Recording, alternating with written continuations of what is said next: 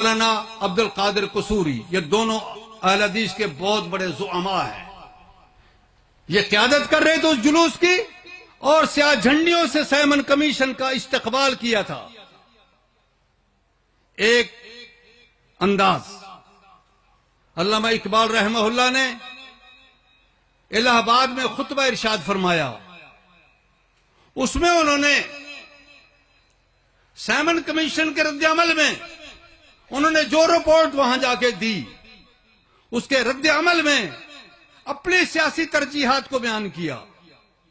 اس میں انہوں نے یہ بات واضح کی کہ دیکھیے اس پورے علاقے میں دو قومیں آباد ہیں، مسلم اور غیر مسلم. جن علاقوں میں مسلم ہیں وہاں ریاست مسلمانوں کی ہونی چاہیے، جن علاقوں میں دوسرے ہیں وہاں ان کی حکومتیں ہونی چاہیے. یہ تصور دیا تھا اقبال رحمہ اللہ نے 1930 میں. جب یہ ارشاد فرما رہے تھے اسی سٹیج پہ تشریف فرما تھے مولانا ابراہیم سیالکوٹی رحمہ اللہ، وہ بھی اس جگہ موجود تھے. مولانا ابراہیم سیالکوٹی اہل الحدیث کے ایک بہت بڑے لیڈر، بہت بڑے زعیم اور علامہ اقبال کے دوست تھے کہ دونوں ایک ہی استاد کے شاگرد ہیں. جس استاد سے علامہ اقبال نے فارسی پڑھی تھی اسی استاد سے مولانا ابراہیم سیالکوٹی نے فارسی پڑھی. دونوں کا ایک ہی استاد ہے علمی اور دونوں کے گہرے تعلقات ہیں، گہری دوستی تھی ان کی. اتفاق سے الہ آباد میں اس موقع پہ دونوں صاحب موجود ہیں. مولانا ابراہیم سیالکوٹی کی موجودگی میں علامہ اقبال رحمہ اللہ نے جو خطبہ ارشاد فرمایا تھا اور جس کو بعد میں نشان راہ قرار دیا گیا پاکستان کے لیے. اس کے بعد نہرو رپورٹ آئی جس میں اس نے پورے بر صغیر میں ہندوؤں کی برتری کے مشورے دیے اور ان میں مسلمانوں کو دبانے کی کوشش کی. مسلمانوں نے مسترد کر دی اس کی رپورٹ. اور اس کے بعد مسلم لیگ کے قائد اعظم، میں قائد اعظم اس لیے کہہ رہا ہوں، یہ نسبی اعظم ہوتا ہے. بڑا اعظم تو امام الانبیاء محمد رسول اللہ ہے. انبیاء میں پوری کائنات میں محمد علی جناح کو ہم قائد کہتے ہیں اس معنی سے کہ اس علاقے میں سیاسی جو قیادت کی تھی ان میں بڑے تھے. وہ یہ ایک نسبی اضافت ہوتی ہے، اس لیے کوئی حرج نہیں ہے اس میں کہنے میں. قائد تھے اس وقت، مسلمانوں کی رہنمائی کر رہے تھے کہ مسلمانوں کو کیا کرنا چاہیے. تو انہوں نے 14 نکات پیش کیے. انہوں نے مسلمانوں کو حقوق کو محفوظ کرنے کی کوشش کی ان 14 نکات میں، اور ہندوؤں کی جو سازش تھی اس کو مسترد کیا.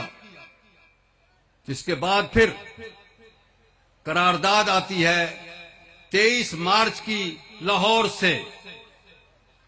اس قرارداد لاہور میں تو صاف نشان متعین ہو گیا کہ مسلم قوم نے کون سا راستہ اختیار کرنا ہے، جس کے نتیجے میں 1947 میں پاکستان کا قیام ممکن ہو سکا.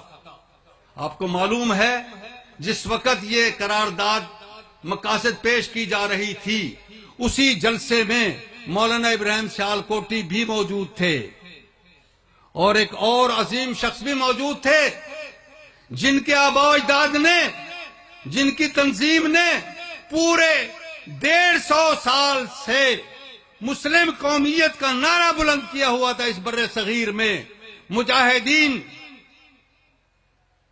ان کا امیر، ان کا لیڈر، جس کی گرفتاری کا کہ وارنٹ جاری کر چکے تھے انگریز، وہ بھی اس کے اندر موجود تھا. لیکن حلیہ بدل کے، شکل بدل کے، لمبی داڑھی، مونچھیں لمبی، پتہ نہیں مصنوعی تھی یا کیسی. دیکھنے والے کا بیان ہے کہ میں پہچان گیا. لمبی لمبی مونچھیں، لمبی ساری داڑھی اور بڑے بڑے تسبیح کے دانے ہاتھ میں لے کے تسبیح پھیر رہا ہے، اور بڑے بڑے بال جو اس کے کندھوں سے نیچے گر رہے تھے جس طرح ملنگ ہوتے ہیں. گلے میں ایک مالا اور کرتا لمبا جو ان کی پنڈلی تک پہنچ رہا تھا. سادہ سے جوتے، اس پوزیشن میں بیٹھا اور گھور گھور کے دیکھ رہا ہے سٹیج پہ ایک ہڈیوں کے ڈھانچے کو جسے محمد علی جناح کہتے تھے رحمہ اللہ، اس کو غور سے دیکھ رہا ہے اور اس کی آنکھوں میں جو چمک ہے کہ اس شخص نے اس مشن کو اپنایا ہے جو مشن ہمارا تھا کہ انگریز کو یہاں سے بھگاؤ اور مسلم قومیت کے حوالے سے اس علاقے میں مسلم ایک ریاست ہونی چاہیے، مسلمانوں کی ایک حکومت ہونی چاہیے۔ یہ شخص اس جد و جہد میں ہے اور اس کام میں لگا ہے، اس خوشی میں وہ اس کو دیکھے جا رہا تھا۔ جو ہی لوگ اٹھے وہ ایسا غائب ہوا، پھر اس کا کوئی پتہ نہیں چلا کدھر گیا۔ وہ خفیہ طور پہ آئے تھے اور وہ تھے مولانا فضل الہی رحمہ اللہ، مجاہدین کے امیر مولانا فضل الہی امیر المجاہدین، وہ اس موقع پہ تشریف فرما تھے۔ تو محترم ساتھیوں، یہ حالات تھے جس کے نتیجے میں 1946 میں انتخابات ہوئے اس پورے علاقے میں، وہ بھی اس جانچ کے لیے کہ اس علاقے میں مسلم لیگ کی کیا پوزیشن ہے اور کانگریس کی کیا پوزیشن ہے۔ اس میں مسلمانوں نے ثابت کر دیا کہ مسلمان تنظیمیں جو ہیں، مسلم قوم جو ہے، وہ اس معنی میں مسلم لیگ کے ساتھ ہے۔ اور آپ کی یادداشت کے لیے ایک اور بات بتاتا چلوں، جمعیت علماء ہند 1918 میں یہ بنی تھی اور مولانا ثناء اللہ امرتسری نے اس کی تجویز پیش کی تھی کہ ہندوستان میں علماء کی ایک تنظیم ہونی چاہیے، اس میں حنفی علماء اور اہل حدیث علماء شریک تھے۔ پنجاب کی جو مجلس منتظمہ اس میں مقرر کی گئی تھی، مولانا ثناء اللہ رحمہ اللہ کی تجویز اور دیگر اکابرین وہ بھی ان کے ساتھ شامل تھے، جن میں حنفی علماء بھی تھے، اہل حدیث علماء بھی تھے۔ تو پنجاب میں جو مجلس منتظمہ مقرر کی گئی تھی، اس میں مولانا ثناء اللہ امرتسری کا نام اور مولانا داؤد غزنوی کا نام اور مولانا عبد القادر قصوری، جس کا میں نے پہلے ذکر کیا ہے، ان کا نام، یہ تینوں، یہ مجلس منتظمہ پنجاب کے جو تھے، انہی کو مقرر کیا گیا تھا۔ جب امرتسر میں ایک بہت بڑا گھناونا کام کیا تھا انہوں نے، انگریزوں نے، ایک بہت بڑا جلسہ ہو رہا تھا، انگریز نے گولی چلوا دی اور سینکڑوں کی تعداد میں انسان مارے گئے، تو اس کے خلاف ایک جلسہ بنا تھا۔ اس جلسے کا اہتمام کیا تھا مولانا ثناء اللہ امرتسری نے، اس میں جناب محمد علی جناح بھی تشریف لائے تھے اور مولانا ثناء اللہ کے حسن انتظام کی انہوں نے تعریف فرمائی تھی۔ اس کے بعد مولانا داؤد غزنوی رحمہ اللہ سن 46 میں کانگریس سے استعفیٰ دے کے مسلم لیگ میں شامل ہو گئے۔ مولانا ثناء اللہ تو پہلے ہی شامل تھے، مولانا میر سیال کوٹی بھی پہلے ہی شامل تھے، اور اس علاقے کے پورے مسلمان مسلم لیگ کا ساتھ دے رہے تھے۔ خود ہمارے علاقے میں جب یہ 1946 کا انتخاب ہوا تو جلال پور والوں نے بھی مسلم لیگ کے نمائندوں کو کامیاب کرایا تھا اور یونینسٹ پارٹی کے نمائندوں کو انہوں نے ووٹ نہیں دیے تھے۔ تو یہ حقائق ہیں پاکستان کی تحریک میں، جس طرح دیگر ابنا بر صغیر مسلمان شریک تھے، اس میں یہ اہل الحدیث بھی برابر کے شریک تھے اور اس جد و جہد میں ان کا بھی ایک عمل دخل تھا۔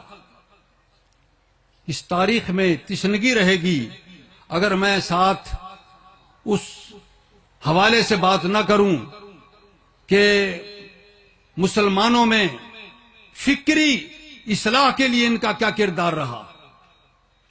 فکری اصلاح کے لیے انہوں نے ہر علاقے میں، ہر شہر میں اور ہر اہم بستی اور علاقے میں مدارس قائم کیے اور بالخصوص آل انڈیا اہل حدیث کانفرنس نے پورے بر صغیر میں تبلیغ کے لیے مبلغین مقرر کیے. آپ کے اس علاقے کے ایک مبلغ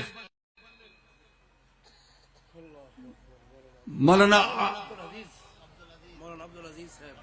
عبدالعزیز صاحب وہ اس علاقے کے مبلغ تھے آل انڈیا اہل حدیث کانفرنس کی طرف سے، اور پورے پنجاب میں اور بلکہ بنگلہ دیش جسے آج کہتے ہیں مشرقی پاکستان، ان علاقوں میں وہ گھومتے تھے اور تبلیغی دورے کرتے تھے.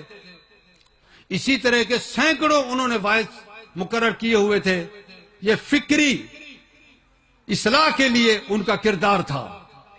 مدارس قائم کیے اور ذکر و فکر کی مجالس قائم ہوئیں. لکھوکھے میں ایک بہت بڑا مدرسہ بنا. دہلی تو مرکزی تھا مدارس کا.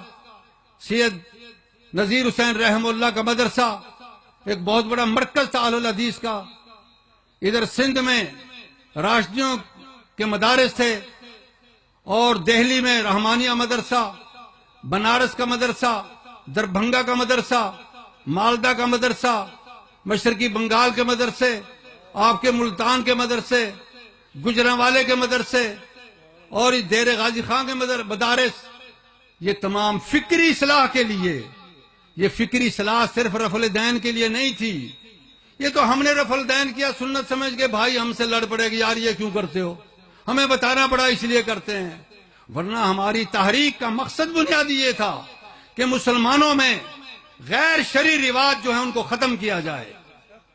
ہم سائے ہندوؤں کی مصاحبت کی بنیاد پہ جو ہماری زندگی میں لاشعوری طور پہ رسم و رواج ان کے آگے ہیں ان کو ختم کیا جائے. جو عقائد ان کے ہمارے اندر گھس آئے ہیں ان کو نکالا جائے. جو نئے مسلمان بنے اور نئے مسلمانوں میں پرانے مذہب کے تاثرات جو باقی رہے ان کو درست کیا جائے.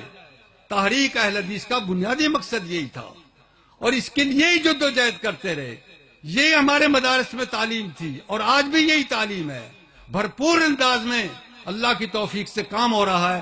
اور یہ جلسہ اور اس سے ملحقہ مدرسہ اور دیگر مدارس ان کا بنیادی کام یہی ہے.